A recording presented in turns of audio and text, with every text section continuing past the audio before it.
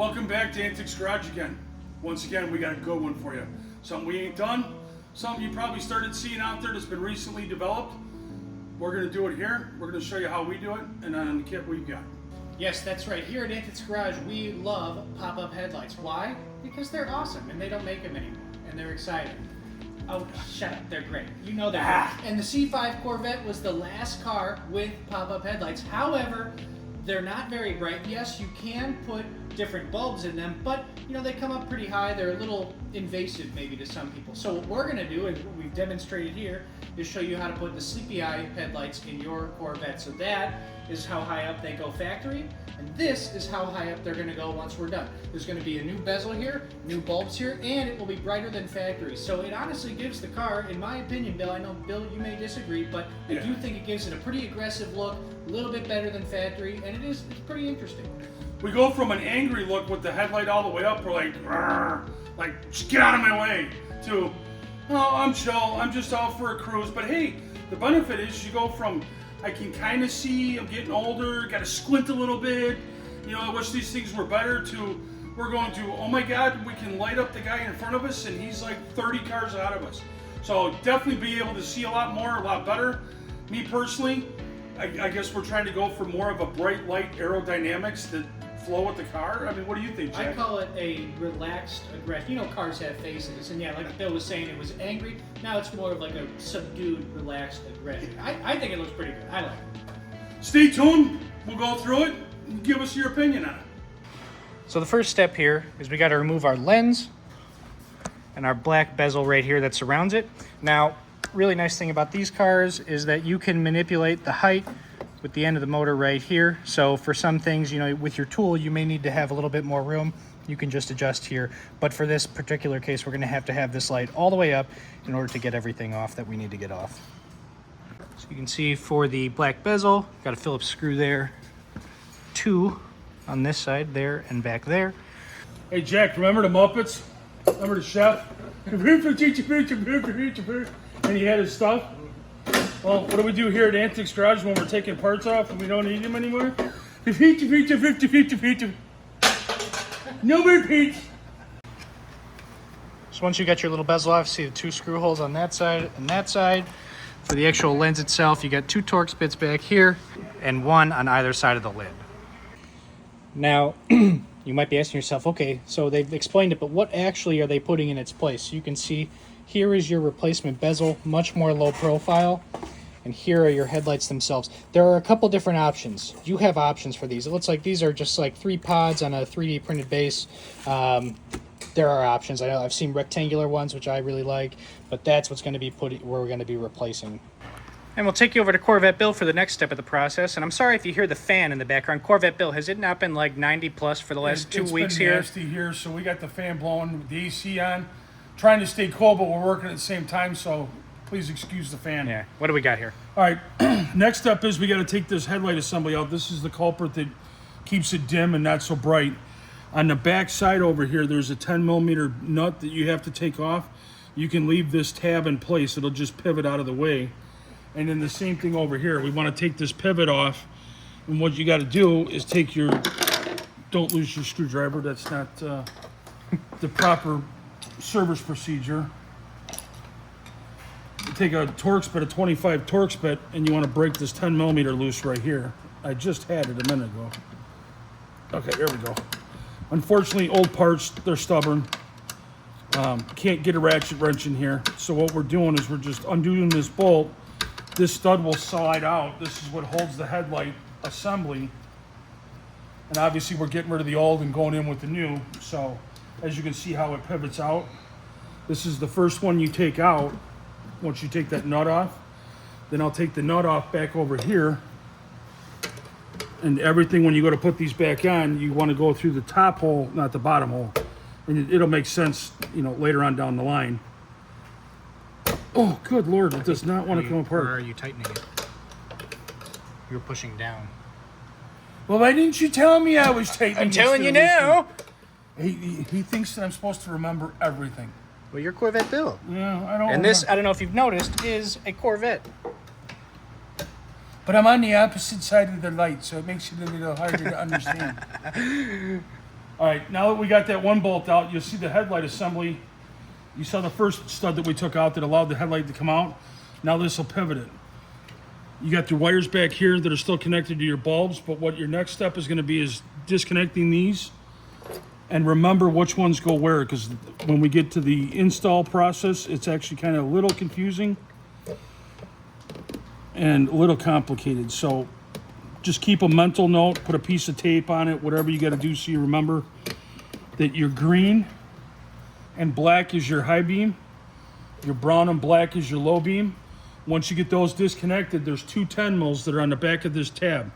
These tabs want to stay on this headlight bucket. It alleviate less than what you got to do. Once you take those off, unfortunately we can't do, the chef and throw the headlight assembly, but at least we'll put it down and save it, because we can't break everything. Once you take those off, then we start installing the brackets for the stops, so that way it limits the motor on where it stops. When you start taking this apart, on the upper part back here, you'll see a bolt. You want to take that nut off. Then on the bottom side, there's a nut, and then on the forward side, there's another through bolt over here. Leave that one in. You want to take that one and unloosen the bottom one, unloosen it a little bit. And you want to take this nut back here, take that nut off that bolt, that's a through bolt. And then you'll put your platform on. There is a left side and a right side that you want to put on. Make sure you have the correct one on the correct side. Then you'll need to take the 10 millimeter nut off this lever rod. Pull that off. That's your limiting rod. So that limits whether you go up or down, how far it goes up, how far it goes down. And on this little platform back here, and this little platform in the back there, you put a nut and you put two nuts and a bolt on it, and you actually set the height of where the stop is, and the head of the bolt will end up being your stopper. All right, now we got our bracket back in. You got to put a through bolt in it. So that's going to be your height adjustment. You got a nut on the bottom side of it. So you got the bolt, you spin a nut halfway up, then you put the bolt through the bracket, put a lock washer on and put a nut on the bottom. We're trying to shorten the throw of the headlight. So before we were getting, say you had a 7.5 inch riser from where it was factory to where the top of the lid came up to the thing, all your adjustments are done through the stoppers back here. There's a little white stopper here in front, and then there's a little white stopper that's down on the bottom. You remove the bottom stopper, put your bracket in, put your limiting travel bolt in there with the brackets, and now it locks all that down in place. So now what we're going to do is we're going to measure from the frame rail to the forward portion of this, literally this corner, and we want approximately 5.5 inches, and then we will determine how high up or how low down it goes based on once we get the bezels in. And then on the back side back here, there's little stopper bushings right here. And in the kit, you take both of them out. You have one over on the left side, you have one over on the right side, and these little stoppers come out because we have plastic ones that have to go in there. So basically, that bolt will take all the tension from when the headlight motor comes up, and it's like, all right, I hit the stop. The one on the back side just makes sure that it stays balanced, but all your load will be on that one bolt down there that we put in there for the height adjustment. If we need to adjust it more after that, we can, but that pretty much puts us right where we need to be. Then we're going to go back to the new headlight assemblies. We're going to plug those in. The powers and grounds, there's a variance between 97 and 2000 on these, where the wiring is not all the same. They don't run the power and grounds the same. So if you put it together, and we're going to touch bases on that, if the lighting isn't correct, just unplug it, turn it around, and plug it back in. It's got locking tabs on both sides. A little more room on this side, so it's easier to show you. So that's our little set screw, if you will, that we installed on the bracket. It's pretty much all the way at the end, and that is what's the arm on the motor that's limiting the height. So we are both at 5.5 inches here, so we are ready to move forward. Now we're moving on to the actual headlight assemblies. This wire normally comes by itself. These are kind of, I guess, the new version of Scotch locks. One end's got a straight end that stops, the other end's got a pass through. So what you're going to do is take that clip, put the wire in there, squeeze this down, lock it in place, and it actually cuts the insulation and touches the wires. So this is a power wire that you need for the parking lights to hook up. So when you turn these headlights on, all three of these halos with the parking lights will turn on. And you're probably asking yourself, well, what am I going to tap it into? Well, down here, you have a couple different. You have the daytime running lamps, and you have the park lamp. So when we look down in here, you have one bulb off to the side over here That's your park lamp. The one directly below this is your driving lamp, your DRL. Do not tap into the DRL, otherwise you're not going to be happy with the results. So on your park light, you have two wires. You have a brown wire and you have a black wire. The black wire is ground. We're going after a park light power to turn the halos on. So the brown wire is the wire that you're going to want to tap into. And all you do is take this, lift it up, put your wire through it. I'll just use this as an example. So this will be the wire that you're tapping into. And then just close this and it will crimp it, and it will actually split the insulation and make the power connection you need in order to turn your halos on when you turn the parking lights on. Okay, one of the things that I wanted to touch on, we got the parking lights on right now, and you'll notice that these two outer halos are nice and bright, and this one's dim. That's because the way the connector is, if it is dim like that, if it's dim here, or if it's dim on both of these, don't flip out, don't freak out.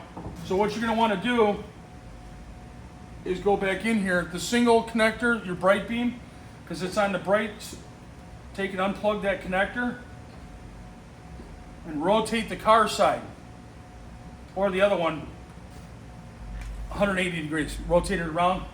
Now you got them all the way you want. Now Jack, you wanna hit the headlights? That's your headlights. Stand off to the side. I think I just got blinded. So there's your headlights. Jack, you want to hit the high beams? And then that's the high beams. You got all three. Yeah, he's over there playing Dancy Lights with us. Corvette has So disco party. when you turn your brights on, you get all three pods. You don't get just one or two. So yeah, it's a lot of lights. All right, Jack, enough. I am gonna slap the living crap out of him in a minute. You know, this is just not funny. They give you a resistor that we still have to put in line here. The resistor only goes into one side. Either pick the left side or the right side. Doesn't really matter too much. But if you don't put the resistor in, or you didn't order the resistor as part of your package, you're going to have an issue with the lights. You'll turn them off. The lights will be down, but the lights will still be on. You're like, what the heck is going on here now? So there's an easy fix to that if you don't want to buy the resistor. You have to take the headlights, turn the headlights on, turn the high beams on. When you turn the high beams on, shut the car off. And that will cancel it, and then you can pull the high beam back off, and that depowers it. We still have to put the relays in and everything else like that they want us to put in with this thing. But pretty much what we've got is we tapped in the one wire, this yellow wire, into our park light, so that way we've got our halos when the parking lights are on. Then we did the connectors, and like I said, if for some reason the halos are dim, either the center and the outer will be dim, or it'll be just the high beam that's dim. Don't freak out. Don't be like, oh my God, I broke it. I wired something wrong. These things are garbage. They're not garbage. It's just the connectors have to be unplugged and rotated 180 degrees on the car side. So now we're going to move on to putting the resistor on. The resistor is that we got it as part of the package. We're going to put it on. It's what you needed. It makes things a lot easier, so that way they will work. The lights, the high beams, everything will work the way you want them to work. So when you shut them off, everything shuts off.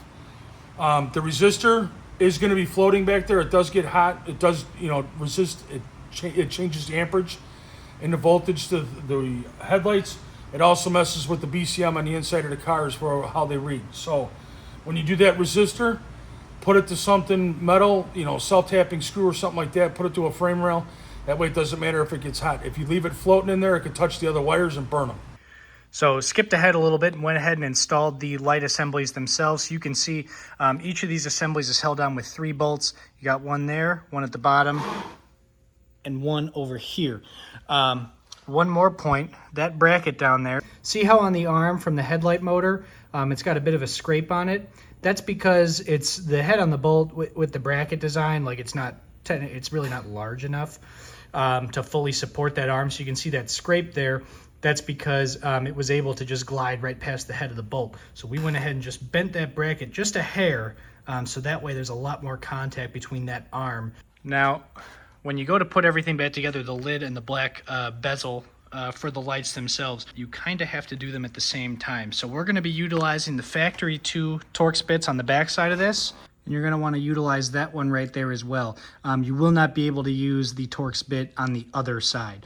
But then you're kind of going to have to finagle with it to get the black bezel in, because you've got to get this bit up under where it's supposed to be on the underside of the lens. You might need to pick the lid up a little bit to actually get it to slide in there, but then once it gets in there, it'll sit in there nice, and you'll have a nice line right here.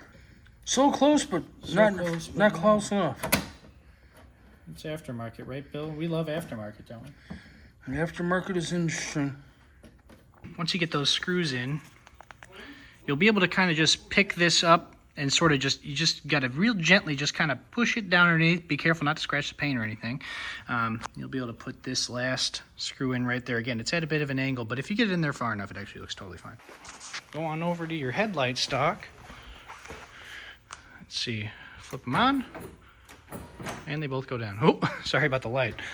So there we go. We got the headlights in the down position now. You can see the spacing along everything is pretty nice. Again, this stuff's aftermarket, so it kind of gets to the point where you can get it as good as you can, and then it sort of is what it is. But overall, honestly, the fitment's actually pretty good. All right, why don't we take a look at how they look when they're up, huh? Move our switch. Boom. But you can see once you get to this point, go ahead and check your spacing, make sure it's even on both sides. Like we said, measuring from the top of that frame rail to the top of the lens holder assembly without the lid and everything, 5.5 inches. Make sure you're nice and even. Make sure it operates nicely and that you don't have any rubbing. One last thing right there is just this little bumper right there you're going to have to put on. You'll replace the original white little rubber bumper stop they got there, and you're going to put that little 3D printed guy on. And I should mention, these are significantly brighter than stock. You can see our factory housings here are actually in really, really good shape. I mean, usually these come in and they're all yellowed to heck. Those are actually really nice. But these are quite a bit brighter. I think it's got a pretty nice look to it. I don't know. Tell me what you think in the comments. You know, let us know. We like we like hearing your opinions. Yeah. Oh, see Corvette Bill giving her a little wipe. Bill, what do you think of the sleepy eyes, huh? It's different. I don't know if I would necessarily do it to my car. On these older cars, you know, the lenses aren't great. The eyesight is not great. As you saw with some of our earlier videos, we did that silver car with the C7 style headlights and C6. Makes a world of difference. Headlights are everything. With this thing, like I said, he's going to be lighting up a car 30 yards ahead of him. Like you can see his license plate. So, you know, it makes a difference. Obviously, we get older, our vision and brightness gets a little dimmer. Well, we won't have to worry about it with these lazy eyes. He's going to have not the angry look anymore. He's going to have more of the, yeah, I'm out cruising. But then on top of it, he's going to be able to see everything. So he's not going to be driving over his headlights. And he's going to probably take it out and drive it more. So hopefully it's, you know, it works out the best all the way around.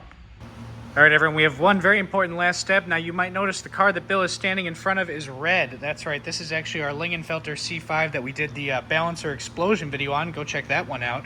But, Bill, we got so caught up, we forgot to film the very last part. So, Bill, really quick, what is the very last thing they have to do to make sure these lights work? Yeah, we forgot to do the critical thing. When you get those lights, there'll be a harness in there. On that harness, you'll see a fused red and black wire. So the red wire is your power wire. It'll have a fuse on it. That'll go right to this main junction block right here, your power block on your fuse block. The ground, because it's a Vette, there's not too many grounds. There's actually a little bracket right back here with a 10 mil on it.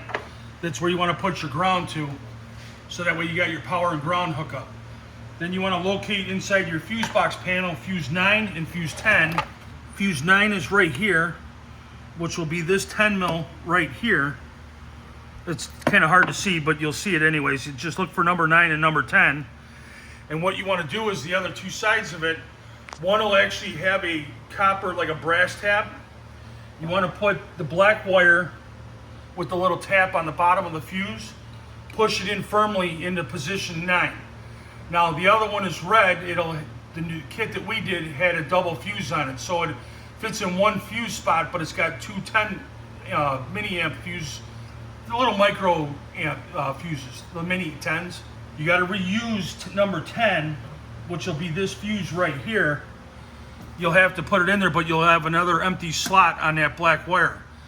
You'll have to have, or take one of your spares out of your fuse box and put it in there, so you'll have two 10s that go into that connector that plug into that, where that goes, and that will complete the rest of the circuit and do what it needs to do. Well, everyone, this brings us to the end of another episode of Anthony's Garage, the Sleepy Eye mod on the C5 Corvette. Bill, I know he's a little iffy on. I like it. I am. I'm a little younger. We kind of like that stuff. But overall, huge improvement in the actual light ability, the projection of the light, which is really nice. Even though as I was showing you those factory lenses were in really good shape, these are much, much better. If this is something you're considering for yourself, it's honestly really easy to do. Shouldn't take you any more than, it won't take you long.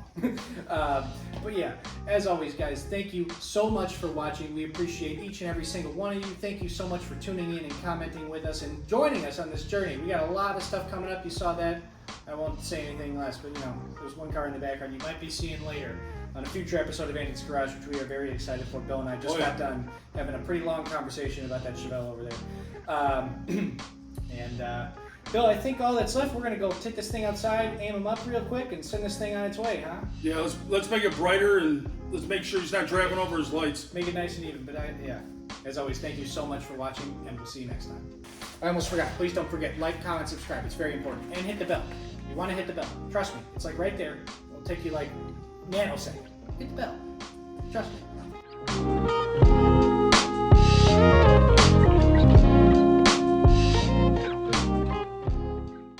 Jack, where's the missing nuts? Where did the missing nuts go? It fell. Were they on your side or my side? You said that you didn't hand them to me. Where are the missing nuts? Where did they go? My side. Yeah. It fell. They what? Yeah, it could happen to anyone, So the nuts that I was missing went where? You had them? It did happen. Hold on, Bill. What just happened here? You lost, and you asked me. You lost a nut. I'm over here You trying lost to put a my nut, headlight together. and you asked me, Jack, how'd you get the nut from down there? And the second Jack pulls the camera out, he's like, "No, I got it. I'll do it. No." Okay, we'll see.